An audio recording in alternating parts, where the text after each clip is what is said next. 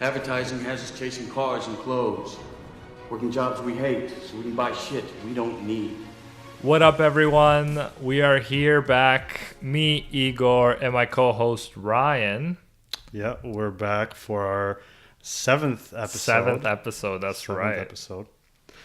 Today we're going to be talking about the slow movement. Now, this movement, I think it's ironic, it's anything but slow. I think it's taking over both mainstream culture, academia, the sporting world, the entertainment world, all facets of life. I think it's slowly entertaining. So today we're going to talk about, firstly, what the slow movement is. We're going to talk about a book that really inspired us, that I think most people would say this book is kind of like the seminal text for the slow movement. So it's called In Praise of Slow, Challenging the Cult of Speed, Carl Honore. And we might not be pronouncing that right, but we're going with what we have. Yeah. And we read The Slow Professor as well. When we were both in university, we read parts of it when we were reading when we were doing our master's degree. And that was by Maggie Berg and Barbara Sieber. And they also mention Carl Honore. So that's kind of like where we got the idea to read it in the first place. Absolutely. And this is, we've talked about different philosophies, philosophers, ways of thinking. This way of thought, this movement, is one that had significant benefits in my life, especially when I was in graduate school. And I'll get into why it had such an effect on me and why it changed my life and why it still has a profound influence over me. But maybe, Igor, I don't know if you want to start with talking about maybe the first book, In Praise of Slow, and maybe what Carl was defining as slow. For sure. So there's an issue in society that we probably noticed. Some people, to be fair, probably aren't hustling hard enough, but some people are hustling too hard, and our society definitely promotes like working really hard and not always smart, taking breaks, recovering, but they kind of keep going, keep pushing themselves. And there's this Japanese word, karoshi, which actually happens when people overwork themselves to death. So it's actually a thing. They actually have a name for it. And many, many people die every year from it. So it's a huge problem. It's like, I heard this example used before. You're driving a car and you don't stop to get gas and you expect it to keep going forever. No, eventually it's going to break down. It's the same with us if we don't take breaks, right? If we just keep going nonstop, we're going to eventually break down just like that car. So one definition we have when he defines slow is being slow means that you control the rhythms of your own life. You decide how fast you have to go in any given context. If today I want to go fast, I go fast. If tomorrow I want to go slow, I go slow. What we are fighting for is the right to determine our own tempos. And I think that's the big thing. So if you want to go fast, right? If you're in the mood, if you've been, let's say, came back from vacation, you want to work a lot, that's cool, all the power to you. The slow movement is not about kind of slowing down everything, even when you feel like speeding up. It's all about finding your own tempo at the time.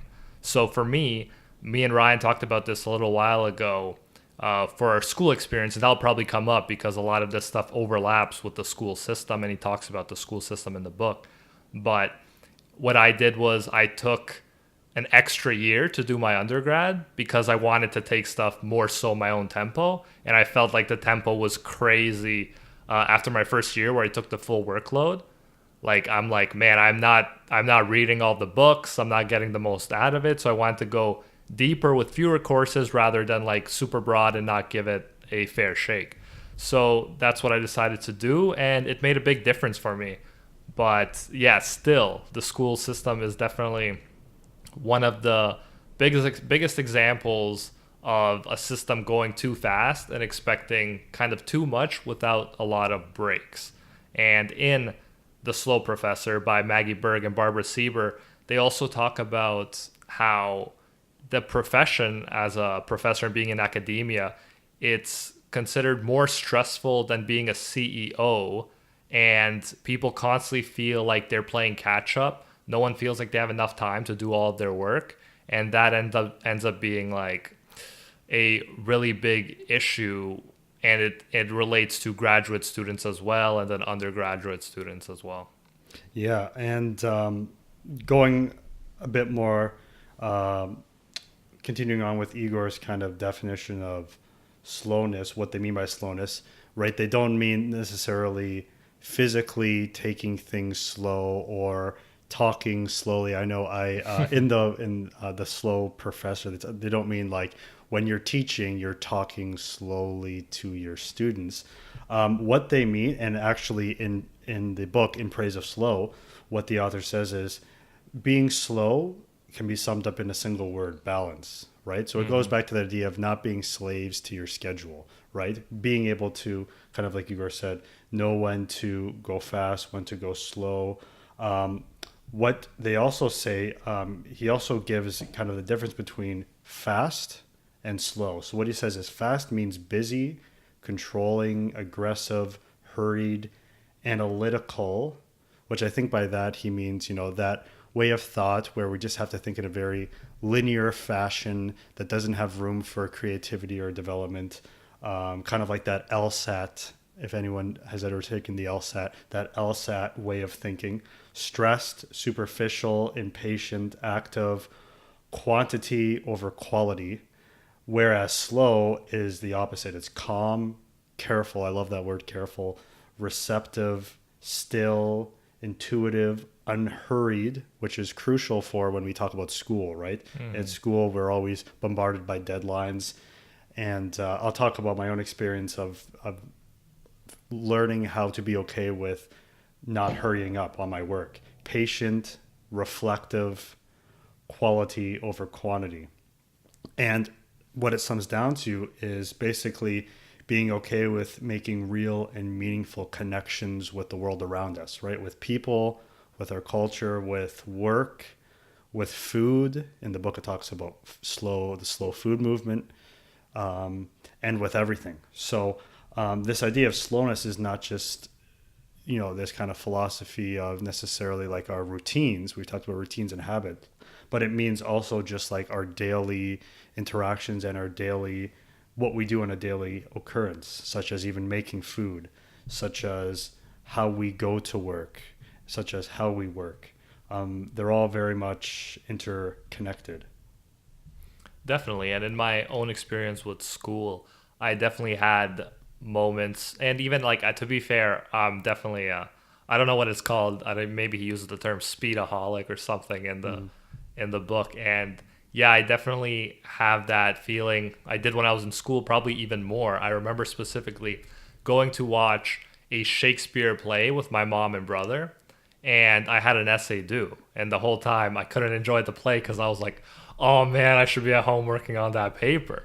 It's that constant sense of like, oh, you should be doing something productive. You can't be taking leisurely time. And it gets to become a big problem. I remember I also went on a vacation to Cuba while I was in school, and I had papers to do there. And that's like the perfect place to relax. You have kind of unlimited food. You have, unlimited leisure time in theory. You have a beach, you have the sun, beautiful atmosphere. And yet I told myself I wouldn't do it again after I did it while I had papers because I couldn't fully enjoy it. I couldn't fully relax.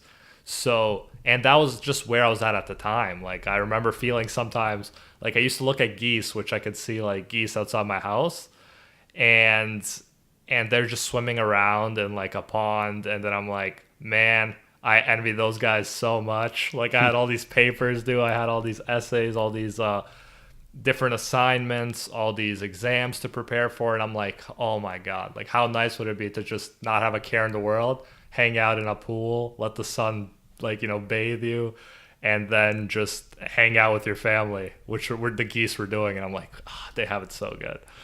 So yeah, like it got to that point where I'm like, man, I want to be a goose.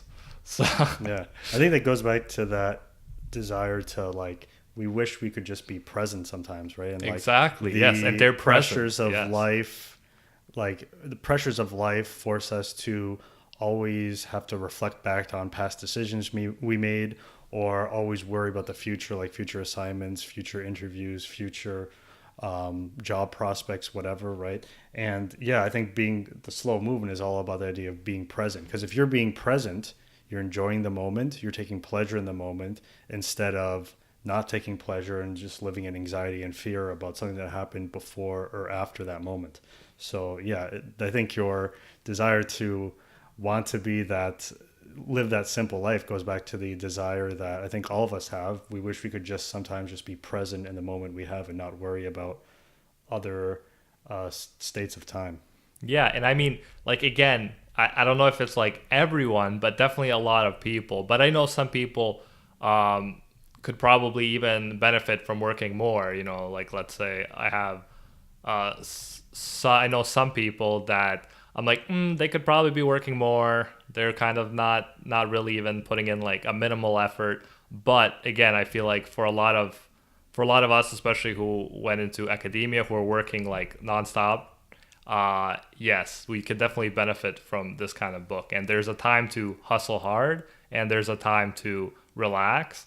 And this is all about understanding that it's okay sometimes to be slow, aka relax, take that time kind of to enjoy certain things you like to enjoy, hobbies. They talk about some slow activities like reading, painting, knitting. Like they mentioned these yoga, meditation, which I'm a big fan of. All these ways to slow down in a world that's constantly trying to make you speed up.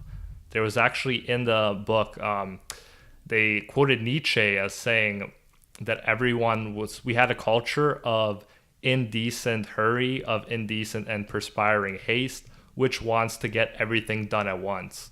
And that was in 1880. And like the problem has only grown since then. And I feel like that's a big issue too. I know with like my own business, I kind of often want everything to be done at once. I want to try finishing like projects in like one day. And we have to get kind of used to patience, little steps at a time.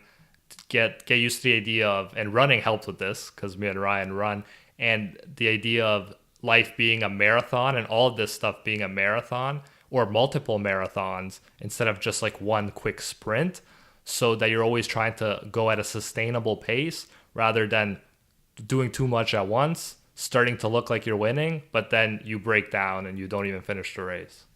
Yeah, for sure. And I really like what you talked about a little bit earlier about productivity, right? That illusion, it's crazy, illusion of productivity. And I especially saw that when I was in school, right? The idea that you have to look busy all the time to seem like you're being productive. Yeah, but it's like, was it looking, or was it like, because for me, it's like, no one's watching me, right?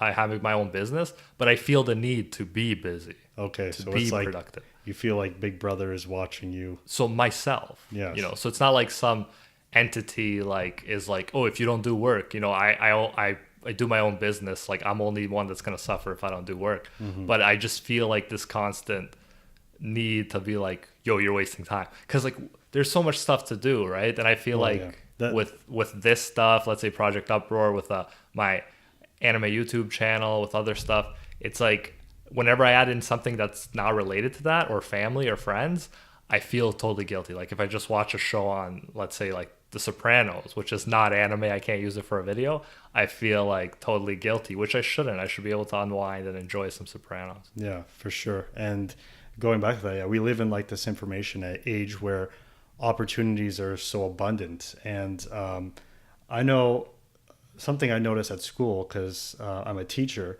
is that back then when we were in school, before we had all these forms of technology to entertain us, to stimulate us, to get our minds always thinking instead of slowing down, whenever we were waiting for something, whether it be waiting for a teacher or waiting between classes or waiting for the bus, we'd always just have to kind of stand there and be bored, right? Our days were almost slowed down during those moments where we just had to sit in this presence and just wait, right? And I find that in today's culture, with cell phones, with other forms of technology, we're able to just constantly be stimulated all the time. Our brains never have that break, right? They're this muscle that just never shuts down. And I think, yeah, like that's a problematic thing. Now, should we get rid of this way of life? Is there a way to get out of this way of life? I don't really know. Well, we're going to explore alternatives offered in and the that's book. the thing. I don't know if there's now alternatives we could explore which allow us to unplug a bit and slow down. But it's increasingly difficult to be present, to slow down our thinking when we have all these pressures to do things to stimulate us all the time, right? So yeah. There's an interesting part in the book where it says kind of, now that we have unlimited kind of, the idea when all of a sudden the internet came out, our emails, our cell phones, since you're reachable all the time, there was this idea that you could space out your work and have more leisure time, but definitely not. So like a lot of people feel way more stressed out now because they feel like people can contact them, let's say, their employers or anyone for work, or they're always on connected. They don't have their alone time. And that's been a terrible kind of thing when it goes too far, because people don't feel like they have a break. They can't get away from it. And it's even worse if, let's say, they talk about it in Slow Professor in academia, or if you're running your own business, there's always work to be done. Right? The work is never finished. There isn't like, okay, I'm going to, cut down a certain number of trees to use for logs, and then that's the day's work. No, it's like you can always do more. So that combination of always being reachable and always being able to do more and not knowing when to stop creates like a feeling where you feel like you have to work all the time. And that's why I suggest like stuff like meditation, stuff like turning off your phone certain times to just unplug. I'm a big fan of naps. I think naps are like a huge thing. It's mentioned in the book In Praise of Slow as well, and how the nap kind of, only a 20-minute nap can completely revive you, almost like give you another day. And I feel like those ways where we can kind of take break, give our minds a break, are really useful, and we should definitely look for those throughout the day so that we're ready for like what comes next. Because at a certain point, it's diminishing returns, right? You keep working, like let's say you're working all day on a paper. At a certain point, you're gonna be looking at those words and not know what's going on, right? I think we've been there, academics have been there, where it's like you work so hard, you don't even know what makes sense anymore. You're like, yeah. For sure, yeah. And that was my experience in my undergrad, but especially in my first semester of graduate school. So when I was in graduate school, we were told going into it that, like, we were almost pre-warned, you're going to be very busy. This is going to be a very busy year. So I'm already thinking to myself, okay, like I'm going to have to make sure that I carve out most of my day for my studies, right? I'm going to have to cancel some obligations, cancel some things I did last year, extracurriculars, just focus on my studies. And yeah, what I noticed first semester was, first of all, I always had that pressure of feeling like I never got anything done or enough done every day. And then what would happen is I would spend hours upon hours on my work and rarely give myself a break. I think the only break I gave was going up to get some food, right? And then just going back to work. And yeah, did it get me any further in my work? I would argue no. It actually made things worse because it made me question myself. It kind of jumbled up my mind because I had absolutely no way of stepping. Yeah, you sometimes completely like redid essays. I remember that. Yeah, I remember there was one instance. I still remember, it was my first paper for a theory class I was taking, and I had one essay. I had my essay done, and then I just kept working on it. I think it was like 11 o'clock at night, and I'm like, okay, it's done. And then I reread it one time, and I'm like, no, wait a minute, it's not done. There's a fundamental flaw in the argument. So I spent the entire night, I didn't sleep that night. I rewrote the essay, and it was only like, I want to say a 1,500 word essay. It wasn't even long. I rewrote it all-nighter? I did. Nice. I rewrote the entire essay, and when I handed it to my prof the next day, she's like, did you write this the night before? And I'm like, I did. Why? She's like, I could tell, like, there are like many grammatical errors, and like it looks like there's just like you haven't thought through. I'm like, I rewrote the entire essay because I doubted myself. Wow. So yeah, I got very little sleep. It probably would have been better if you just like let it go. And that's what I thought I should have at first. And I think because this essay was my first ever essay I submitted in grad school, so I just overthought everything. I thought, this is not a graduate this is not graduate level. So that's when I started tweaked it again. Then finally I'm like, the whole essay the whole argument's flawed and I have to go back and redo it. And yeah, that was almost, I want to say, the beginning of kind of the end of my first semester. Like that incident right there, I remember it was right before reading week, dropped me into like a huge like anxiety filled state for weeks on end. I remember then, and I was struggling to get work done. Like I had done work before. It was just I overthought things. I didn't take any breaks. There were a couple times I actually had anxiety attacks. I remember.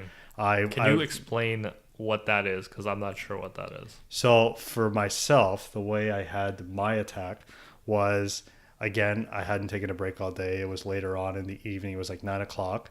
I felt like I hadn't gotten anything done that whole day.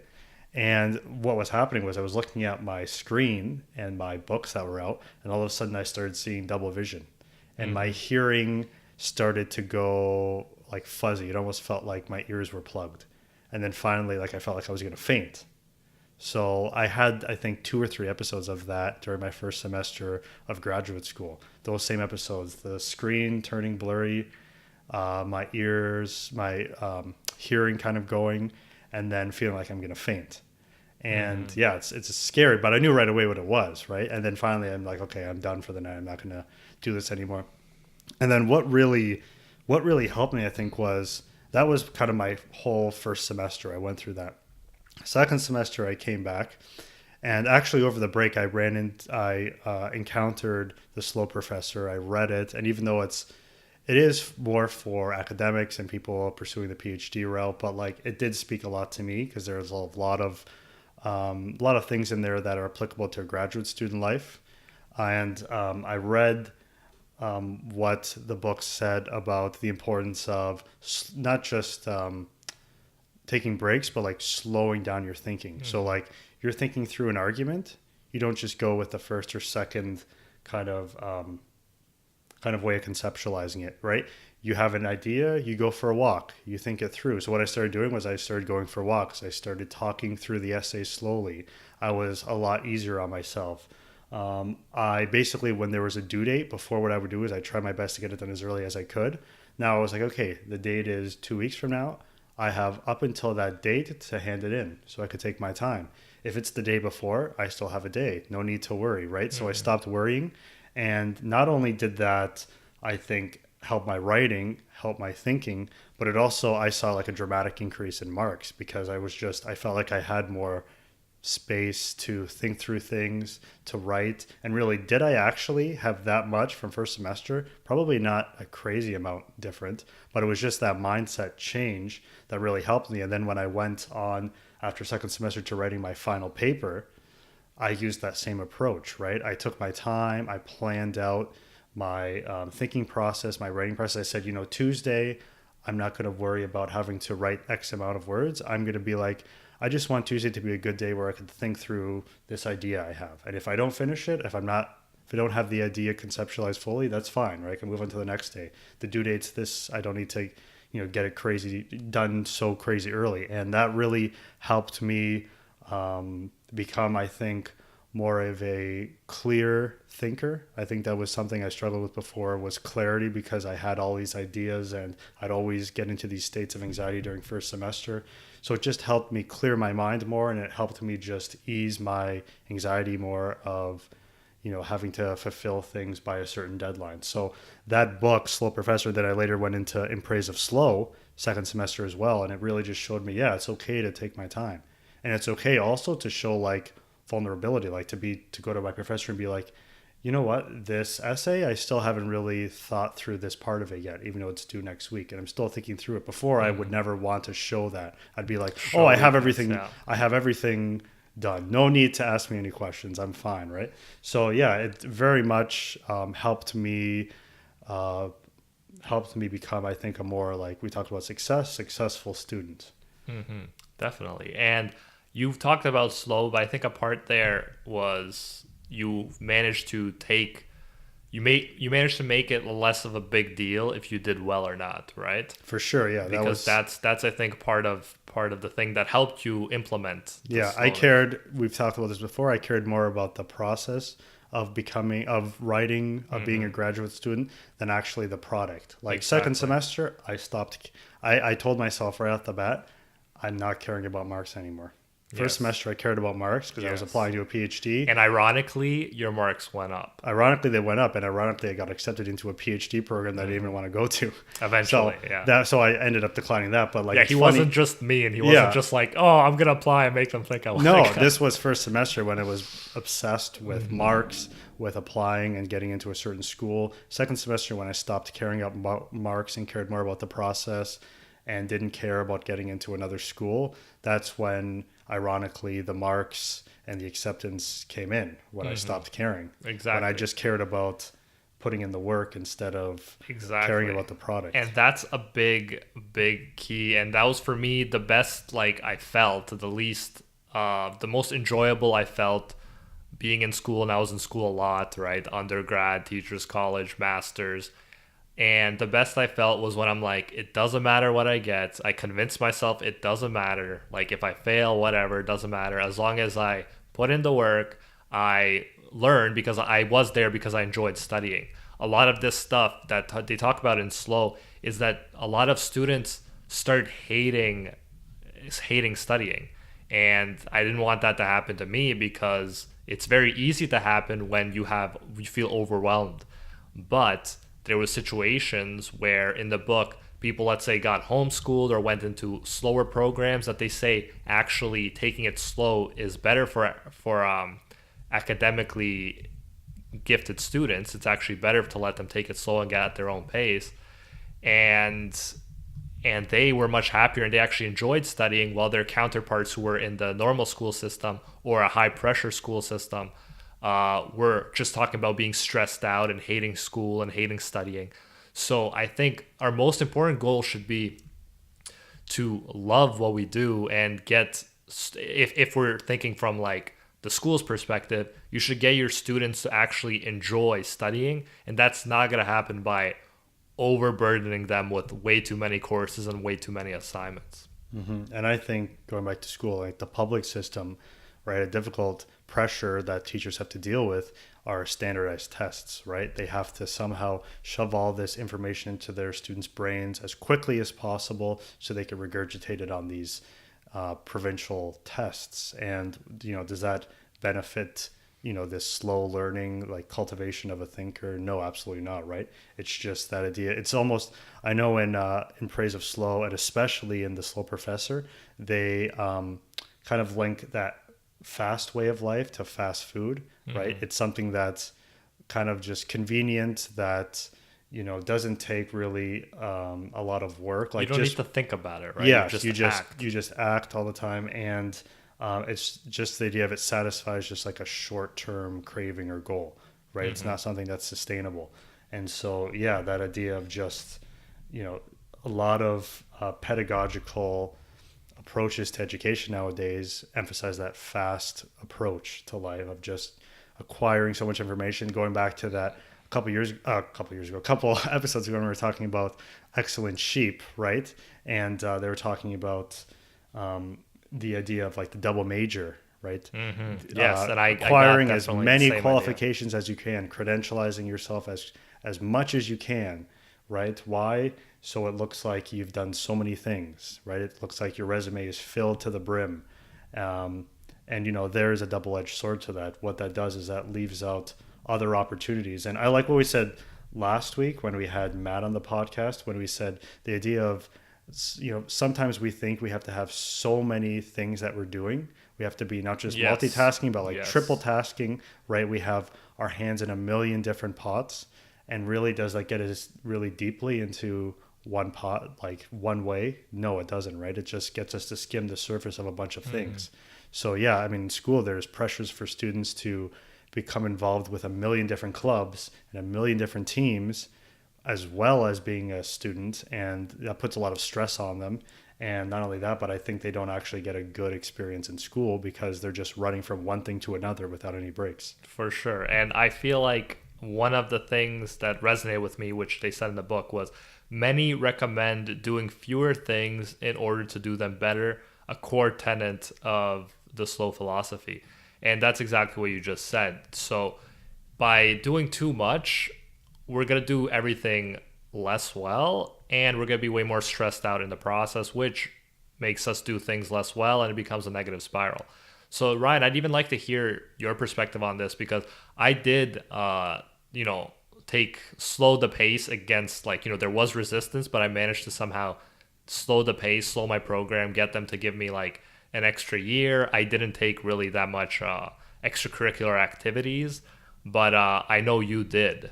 So let me know how do you think that impacted you? Because for me, I know some of my favorite parts of university was those little times where it was like I had enough time where I didn't have to obsess with school, and I could take, my pace with it, and I could also go out and enjoy like a night out, and I didn't have to constantly be stressing about stuff. Like those were some of my favorite moments. Or when I was like reading Norwegian Wood by Haruki Murakami, an author I really like, and I remember reading that like into the night because I enjoy his work.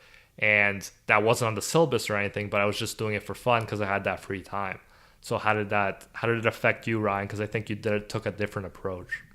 Yeah, I mean, I didn't get too involved in university. I was fairly involved in high school with a number of clubs and teams, but university, I was involved with a couple clubs. They weren't necessarily all consuming, but you know what? This is something I even struggle now. Like earlier in the fall this year, I found myself becoming involved with more things than I thought I would. I was teaching public school during the day. I was teaching 2 college classes at night. I was teaching music lessons. I was also doing a couple other teaching related things. And I just found myself like, I just had my hands in too many things, right? And that very much overwhelmed me, especially, teaching is a career where you don't just kind of walk in and out, right? You have to spend hours outside of the job, planning, marking, and I just felt I had absolutely no time for myself. So this is not something, though, like I have struggled with my schedule when I was in school, I still struggle it now. Now this past winter and this spring, I've found ways to better manage my schedule, a lot better, but still, like, there are times that I struggle with it as well.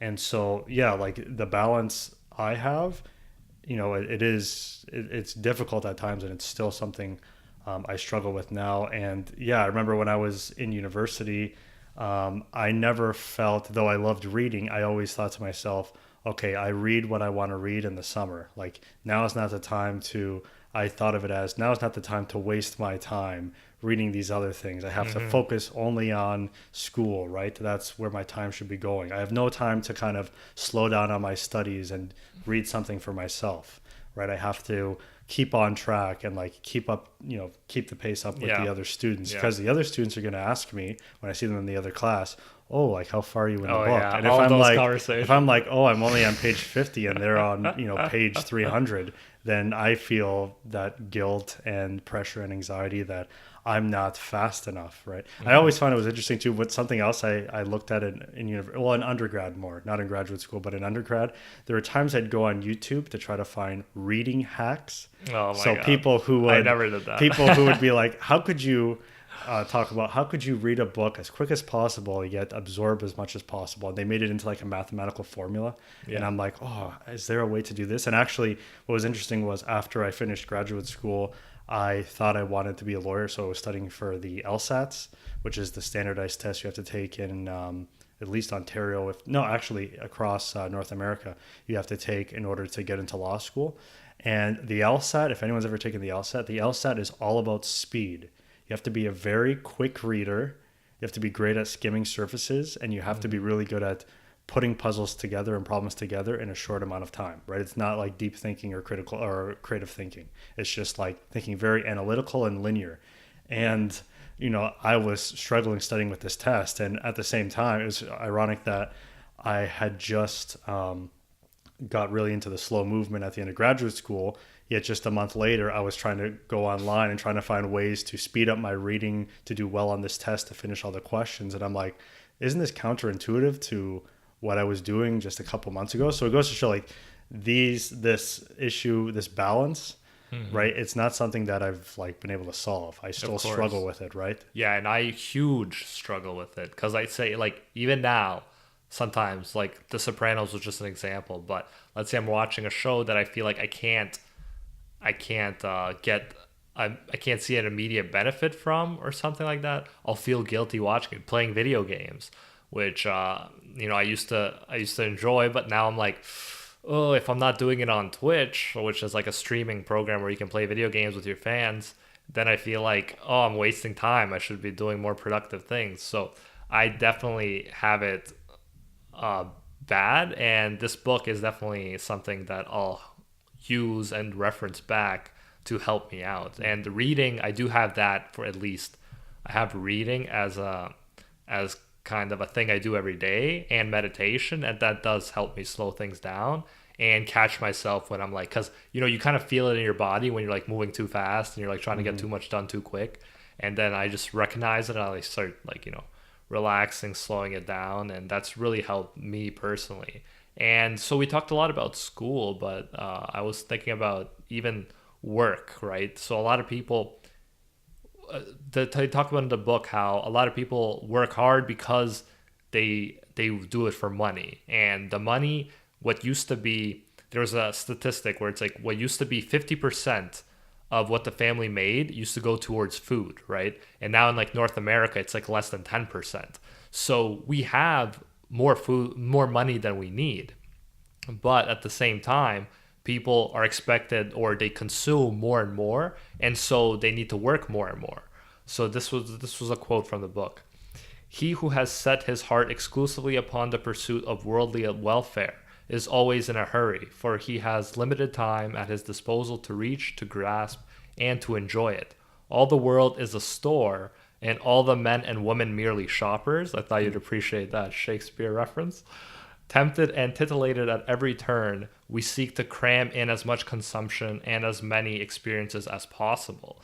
And that, I think, captures it beautifully. And Fight Club obviously touches on it too. And the book that I read for the next week's talk, which is going to be about minimalism. And I feel like, yeah, we think we need more than we actually need. And if you notice, we know in psychological studies that if you have the bare necessities, having more money won't make a big difference in your happiness, if at all. So what we should be focusing on, what increases happiness, is experiences and the freedom to choose what you get to do. And so sometimes that means taking a materialistic cut, getting less materialistic things, but that's an alternative to kind of this life of constantly being busy. And there are examples of this. Fight Club is an extreme example, which obviously I'm not recommending that, but you have different examples of people who downsize, let's say move into a smaller apartment, get rid of stuff they don't need, and have less monthly expenses so they can have more freedom in what job they do. I know Walden's an interesting idea to like the book where the writer, I believe, went to live in a one-room cottage or something like that. I think you might know more about it, but like I didn't actually read it. But that idea of just escaping and kind of living life at your own tempo. Yeah, escaping. The book's all about living off the grid and doing things slowly, right? Or at your own tempo as much as how you want to. It's a very influential book, and I think very applicable today. The idea that like we don't need to live up to these standards of speed that our culture dictates us to keep pace with. And what I think is interesting, we're talking about work, and what I find interesting is like, what's that thing we desire to do during our off time of work, to go on vacation? Vacations have now become, infiltrated by the cult of speed, right? When you go on vacation nowadays, a lot of people feel guilty if you go on vacation and just kind of lounge around and rest. Oh God, right? yes. You have to go on vacation. Yes, you have to have like a huge, a very heavy schedule. We're going to visit this place on the Monday. We're going to go this place at lunch. Oh my On God, the in the afternoon, we're going to see this show. There's no time. And then if you feel like you're going to go there and just rest for the first couple of days, you're like, I'm wasting my money, right? I could be doing this at home. And it's just, I mean, this cult of speed very much infiltrates not just, work life, but life outside of work when we're going on these periods of time when we think they're for restfulness. And it's funny that a lot of people come back, including myself, from vacation and feel more tired than when they went there. Because they did so much. They were on their feet so much. They moved around so much. That's so true. And we did a Euro trip, me and my brother. I was going to do it alone, but he tagged along, and I'm like, okay. And no, but it was fun. But yeah, he and me a bit wanted to see, like when we were in Paris, there's so much to see. But you can't hope to see it, especially in the amount of time we spent there. So I really tried to slow down and kind of enjoy my off time, but there were situations where definitely I felt rushed because there was so much to see, and you still want to see some stuff if you're there. But yeah, great example. Vacation should be for us to relax, and there are people who make it their personal mission to kind of hit every spot and to think anytime the hotel room is like, kind of including me. I went like the biggest I went to Vegas this past summer, and I tried my best to fill it up with shows and different attractions. And I think there was one day where we didn't do as much. And even though like I didn't openly say it, I had this sense of guilt where I'm like, oh, I should be doing something. I'm away from my house. I'm in Vegas. I should be going somewhere and watching something. Should be exploring another hotel. So yeah, so I do struggle with it as well. Exploring another hotel. You would only understand if you went to Vegas what that means. That's funny. Yeah, and it's crazy like how people first saw this, and this was a problem way back in 1726, right? In Gulliver's Travels, we have people notice Gulliver's how he consults his watch so often, and they think it must be a god. So like this idea of being ruled by time and wanting to get away from like being ruled by time and dominated by the clock, it dates back like hundreds of years. Like it's insane. And yet like now with technology, it's getting quicker and quicker, faster and faster. And I read a thing about a thing on kind of like a hustle kind of page on Instagram, and it was like, just work more every day, work more than you did yesterday.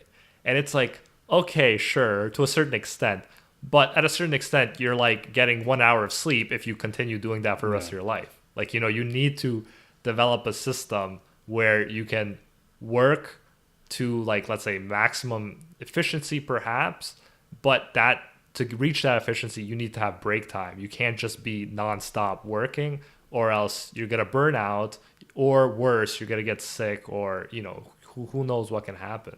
So you want to make sure you know yourself, right? Everyone's different, but you want to make sure that you're going at your own tempo and not following what other people expect of you. And consider what's important to you. I mean, that's a big thing that was talked about in the book, and in I think the Excellent Sheep book, which is you should have time to think about what you want out of life and not just be rushed to be doing as many things as possible, 2 majors, every extracurricular activity.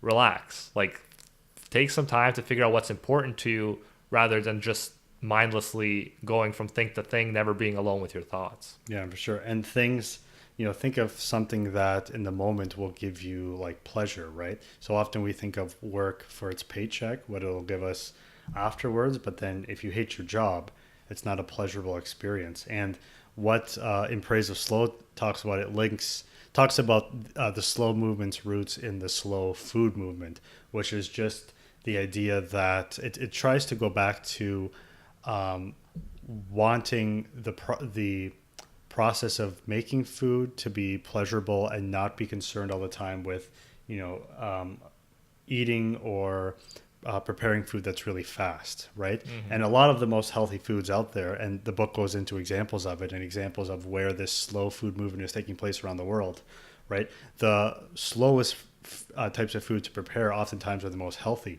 right? And the quickest foods to prepare are oftentimes the most unhealthy. And we see that specifically with, right, fast food. So yeah, like we want to taking that idea of slow food, we want to also apply that to work, right? We To want everything, really. not To yeah everything, yeah. right? We want to be doing things that give us pleasure, right? Not necessarily like hedonistic Yeah, pleasure, but exactly. like pleasure that like we're content with the present moment, right? We're not looking at our clock all the time. Exactly, because this is the thing. If you're constantly expecting, I'll be happy when, I'll be happy when, that'll constantly change. Let's say I'll be happy when I get that $100 watch. You get the watch. Now you start noticing all these people have Rolexes that are worth thousands of dollars. Then you get that, and then you see people with $10,000. There are literally watches, and I checked for this podcast. There are tens of millions of dollars. Like one watch is worth tens of millions of dollars. You'll never end the comparisons. You know what I mean? If you look at yourself and you want to compare yourself to others materialistically, like there's literally no ceiling. And once, even if you become the richest person in the world, then you might look, oh, that person's prettier than me. Oh, that person is younger than me. So there will always be something, if you compare yourself constantly to others, that you're unhappy about. So this is why I think like, meditation, mindfulness, downsizing can be good, because it just gets us to focus more on us rather on things. And then all of a sudden we start to think about what's important to us and not what's important to others. And Yeah. I think that's pretty much the key to where to start to building like your ideal life. And going off from last week when in our podcast, Matt talked about being content with not really knowing where he's going. Like I think that's very applicable to the slow movement, right? The idea Yes. of like, yeah, like we don't have this tangible place that we have to be in a year from now. And if we don't get there, we have to speed up, the months ahead in order to get there, right? You're just kind of, your life course is taking you where it's taking you, and it may slowly take you one way, and it may veer off and may take you on a detour, and that detour may actually be the path for you. So I like that idea of the slow movement applying to one's life path. The idea that, because so often you're talking about like the anxiety of comparing yourself to others. I don't know if you've ever had this anxiety about it. I know, I've had it myself. Others have spoken to me about it all the time. The idea that, oh, I'm this age, I'm 25, I'm 30, I'm 35. I should be right here. I should be at this stage of my life right now. I should have this much wealth. I should have these possessions. I should be married. I should have, right? So many people use these arbitrary, these arbitrary dictates of age to be like, I should be here. And if I'm not here at this point, it means I didn't progress fast enough in my life. Exactly. And Right? you have no idea what's going to happen in the future. Like, Yeah. I haven't had those thoughts as much as I've heard other people kind of saying that stuff. Because, I mean, in my opinion, 25, which is like how old we are, that kind of age, before 30, like you're really young. So, like, you don't need to worry about that kind of stuff. I have that like ingrained in my head for some reason. But I do hear people talking about like, I saw a girl post on Instagram about how, when you become 25, everyone starts asking, oh, what's you gonna do for the rest of your life? Well, when are you gonna get married? Da, da, da, da, da. So like, yeah, I have seen that a lot. And yeah, you never know. You can't judge your journey with someone else's because, maybe someone gets married at way earlier than you, right? But then maybe they also like, you don't know what can happen. Maybe they get rich before you, but maybe also they work themselves too hard, and then you end up having like a much longer life and making more money. And it's not all about money either. What about, someone makes more money than you, but you have a family you love, or, it all depends on you and your journey, and you can't foresee what's going to happen. You can have a situation where you think you want one thing, but then that door closes. You don't get what you want. For example, like a specific job, and that opens another door which you never would have thought of, and that led you to like your purpose or something you love more than anything else.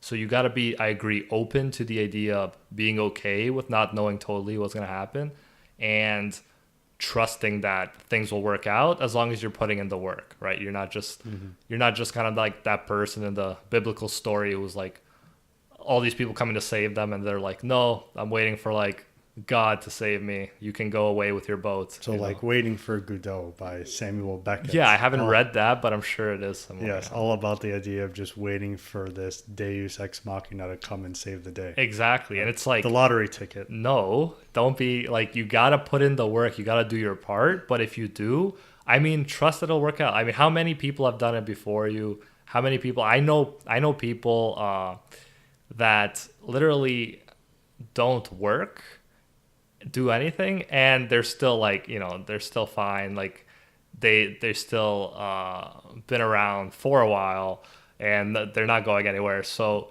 it depends. Are they loving life? Or? No, I wouldn't say that. But yeah, like I don't want to get into content. Into specifics. But yeah, they're not content. But that's because I think they're not doing anything with their lives, rather than they don't have their basic needs met, right?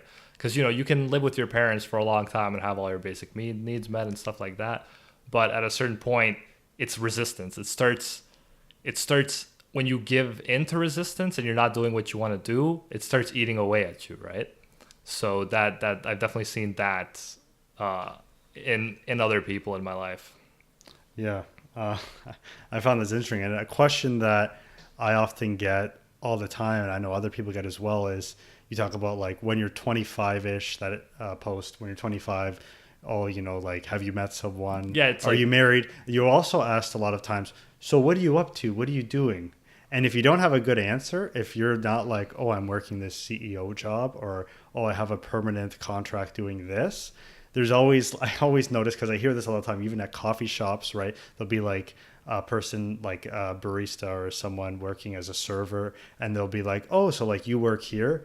And the person will be like, yeah, but I'm also in school, and I'm also working towards doing this. Like they add all these details to like justify them being in that position at that certain age, right? And it's just like this anxiety of, don't worry, I have other things I'm striving towards. Like, I'm not just this person. And it's like, yeah, I think that goes to show this anxiety that like, yeah, don't worry, I have my stuff together at this age. Like, I'm not just lost in like, wandering in life, which, most people are unsure of where their journey is going to take them. Instead of admitting that, it's like, don't worry, I have all my ducks lined up. It's just a matter of a year before I graduate, or a year before I find the dream job. And then I'll get the dream job. Yeah. And often it doesn't work like that, right? We had my brother Animac on here, and he went through that route, and he couldn't get a job, and he ended up finding something else that he likes even more. Yeah. But yeah, those people who are going through school, they might not get anything. And the other thing is like, why do we put that on a pedestal? They're in the vein of exploring alternative life paths. In the book, it talks about, I think it was a Japanese gentleman around like 24 years old. And he was saying how his father works like 70 hours a week, crazy hard, comes home, like has no time for himself.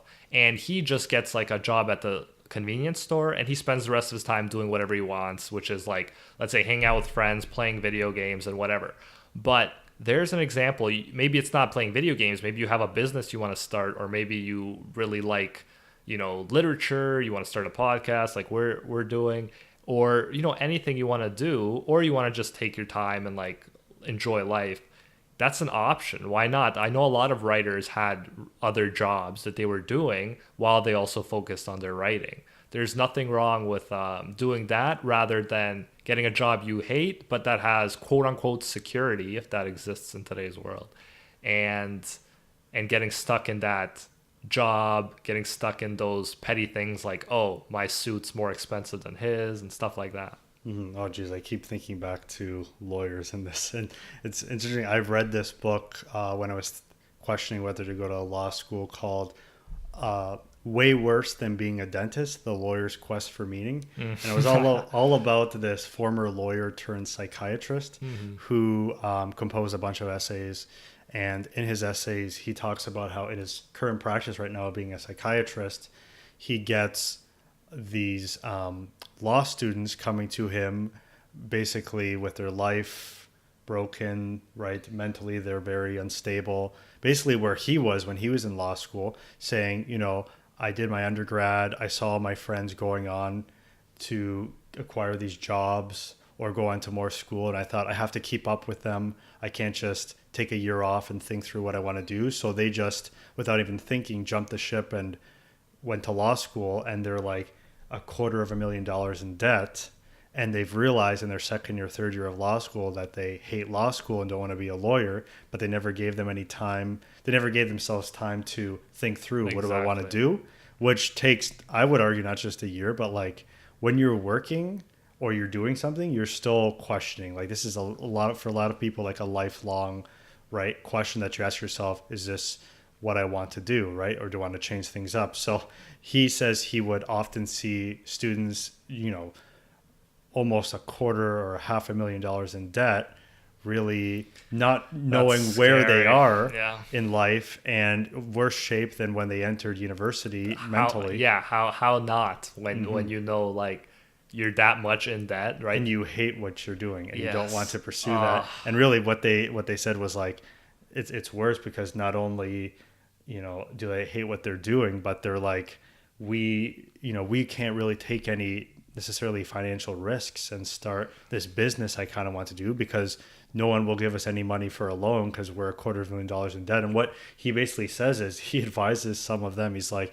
listen, kind of what he did, the best thing to do, it sounds really bad, but go and try to get a job as a lawyer and spend the first couple of years paying off your debt in order to quit. He said there's this like thing in like the first opening couple years of being a lawyer where like if you realize you hate being a lawyer, you work to get the money to pay off all your debts in order to quit your job. Isn't that like sad where like you're working in order to quit your job to get enough money to quit your job? That's really sad, especially if you like hate even that, then you're extending the amount of time you're doing something you hate, right? Yeah, exactly. So, yeah, that is sad. And unfortunately there aren't a lot of alternatives because like, is it better for the rest of your life being in debt? Because I know people with $30,000 in debt and they're going to be paying that off for years. Yeah, because so imagine freaking hundreds of thousands. Yeah, because when you're in debt, it's not like you could say, oh, I owe $30,000, $50,000, $100,000 in debt,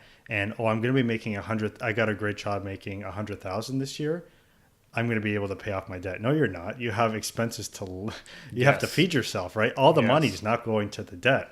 So only a small percentage goes to the debt. The rest of it goes to staying alive. So the idea of that, I'm going to get this lucrative job, pay off my debt, and then go do something I want to do doesn't actually work because you're spending years trying to do it. Mm-hmm. Exactly. And it's hard to know, like, kind of at certain stages of your life, what's the right thing to do. But yeah, I'd say always prioritize kind of what you're feeling to what other people are pressuring you to do.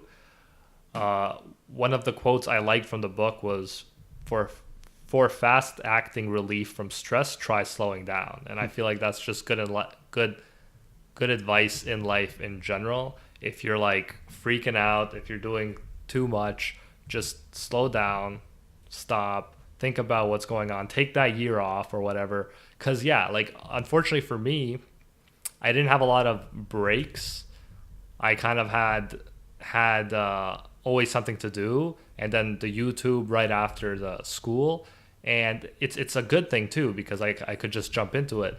Anyways, we're back after some technical difficulties, but like I said, I think the most important thing is to have that time, because my most precious time, in my opinion, was when I was in school, thinking about life, thinking about what I want out of life, thinking about values, thinking about what's important for me. And you need to make that time, or else you're going to go through life going from one thing to another. Next thing you know, you have debt, you got to pay that off, and you have no time to actually think about what you want. You just live other people's kind of what they want. And there's that saying, kind of, if you don't start your own business, or at least working towards your dreams, you're going to help someone else achieve their dreams, which, nothing wrong in helping other people achieve their dreams, but you want to achieve your dreams. You want to do what you're on this earth to do, or find something that you really are passionate about, because life's too short to not enjoy every second of it. Other really interesting stuff I saw in this book was some counterintuitive stuff that you wouldn't assume is the case, but seems to be the case. Like, Ryan, I told you about this since we run. Here's a quote from page 137. Studies have confirmed that we burn the most fat per minute when our heart rate beats at 70% to 75% of its maximum rate. The average person can reach that state by power walking or jogging lightly. Beyond that, the body starts using more carbohydrates to fuel itself. So it says that it's actually better for losing fat to actually just lightly jog. And it's funny because Ryan's always like running like a madman in the gym. So I like pointing that out to his face. Yeah, for sure. And there were other components of slowness that the book talked about. I just have it in front of me. 1 second. It talked about food as well. It talked about sex. It did as talk well, about slowing sex. down in the bedroom, everyone. Yes. Did you want to elaborate on that? No, I agree. Yeah. I think not everything should be do it as fast as possible, be efficient, and sex is definitely one of those domains. Okay, let's move on. So, it also talked about like raising children, teaching, fostering this idea of raising children which aren't so obsessed with hurrying all the time, right? We live in this culture where we want our kids, kind of like what we said before, but especially young kids, to be involved with as many extracurriculars after school, right? Piano lessons, soccer practice, and the kid never has time to just be at home and be present in the moment. They always have to be worried about going to the next thing, right? I see that a lot in schools when I'm teaching, the idea of like, kids saying, oh, I couldn't do my homework or think through something because I had 3 practices tonight, right? And I don't necessarily think just enrolling, and I can't really talk because I'm not a parent, so this is a non-parent's perspective, but I think just saying like, oh, I enrolled my kid in, 5 different extracurricular activities during the week, therefore they're going to turn out great, is not, right, the best advice to take. Just quickly off of that. Yeah, and like I said, there's this idea in the slow movement that you can't do all that stuff, right? It would be better for, let's say, this hypothetical kid to focus on, let's say, 2 or 1 thing really well and have some off time. He'll do a much better job than if he's focusing on 5 things and school on top of that. Yeah, or taking even breaks from these things, right? When I was young, I was enrolled in, for example, like hockey, and instead of taking breaks in the summer from the sport to kind of miss the sport, I would usually play like summer hockey camps. So like, which was good. I really enjoyed it, but I never had a break from it. I never had this chance to, rekindle my love for the game, not be on skates for a while and then go back and feel that rush again. I was always kind of having to do hockey. So, there are even times where that's what I love about teaching is that, even though at this point in my life, I am teaching in the summer because I'm a young teacher, but hopefully down the road, one of the perks people say, the reasons why people say, oh, why it's great to be a teacher because you get summers off. It's like, okay, that's not the reason people want to be teachers, but it's a great perk of the job because what allows you to do is kind of miss your job for that time and like allows you to step away from your job, reflect about your job, think about what to do better next time around, which I think is very valuable and very unique to us, an occupation, because most occupations you're working all year round and you get limited vacation, right? Teaching allows those moments of rest from your job, those moments of those, they offer those breaks from your job, which I think is a very valuable thing, and I wish more jobs were like that. Fortunately, they aren't, but I really appreciate that aspect of the job as well. Yeah, and being a student was like that, and it gave you that much needed break. And I remember knowing some people who are like, "Oh man, the summer's been going on, but I really miss school. Like I can't wait to get back to school." If you don't give them a break, if you don't give people a break, you're not gonna have that sense in the students of, "Oh, I miss school." It's good to know that they like it and they want to go back rather than just kind of being in it for like all the time. 100%. Yeah, for sure. And I think kind of like what Igor alluded to, this topic this week, I mean, I feel that though, though we've spoken a lot, I feel that it's not just, this is our last time talking about the slow movement. Like next week, like you said, we're talking about minimalism. And I think, so many things that we didn't get to this week that we maybe, we'll think about this week that we'll elaborate on very much connects to minimalism. I know yourself, you've read a specific book, and that book Goodbye has Things by Fumio Sasaki. that book has just in this short time like changed the way, or at least you're making small changes in the way you're living. Exactly. And there's a quote in the book saying like if you make small changes, they ripple into giant changes. So I mean, what we talked about this week will definitely very much apply till next week, for next week as well, and I'm sure we'll be like cross fertilizing kind of like the ideas from this week to next week. And yeah, I'm working my way through the book right now. I like it a lot. I think they give the 55 different steps, practical steps you could do to help kind of not only minimalize your life in different parts of your life, but really like what it comes down to is like slowing things down as well, right? Even though they may not use the words, they're really alluding to. Because you're going to be rushing around less. Like let's say, so in this example, just for hypothetical sake, you don't need to take it this extreme, but let's say you just have a table in a room rather than all these pots, flowers, couches, all that. Before, to vacuum, you used to need to move all that stuff, right? Yeah. Move it back. Takes a lot of time and effort. If not, like if it's only a table, let's say you just move the table, vacuum quickly, and put the table back, that's it. You're done with the room. So you save time cleaning, which is going to give you way more time for the rest of the day.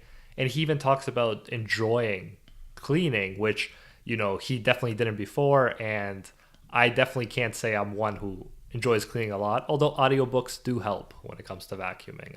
That's a tip from me. Yes, and podcasts. Yes, podcasts and audiobooks, because again, this isn't the best saying, but killing two birds with one stone, because you're doing something productive, but you're also enjoying it because you're reading something you want to get to anyway. And you're doing something that takes like concentration and effort, right? That's why reading is such a great example of slowing things down, because unlike let's just say a YouTube video or a quick show or commercial on TV where we're just spoon-fed everything, right? Books take effort. We most of the time, depending on the book, we can't just sit down in one sitting finish an entire book. Exactly. Right? Yeah. It's almost just like climbing a mountain, and then there's times where like we're climbing that mountain and we realize the last chapter or the last essay or part of that collection, part of that book we didn't understand, or we have to go back to, so then we have to backtrack. It's not necessarily a linear process, right? It's and this you're back thinking, and forth. right? And it's not made easy enough for you to be able to follow and not be able to rewind like TV often is. It's like, you take it at your own pace. You have to make sure you understand it. Mm-hmm. And it makes sense. And I really like it for that reason as well. Mm-hmm. For sure. Okay. Is there any last thing you want to talk about when it comes to the slow movement? So again, this is not one of our official book club books, but I did read it in preparation for next week. So Goodbye Things by Fumio Sasaki. Amazing book. He's 35 and he talks about kind of his life, his journey. He references Fight Club, which is always a good thing, and like we do.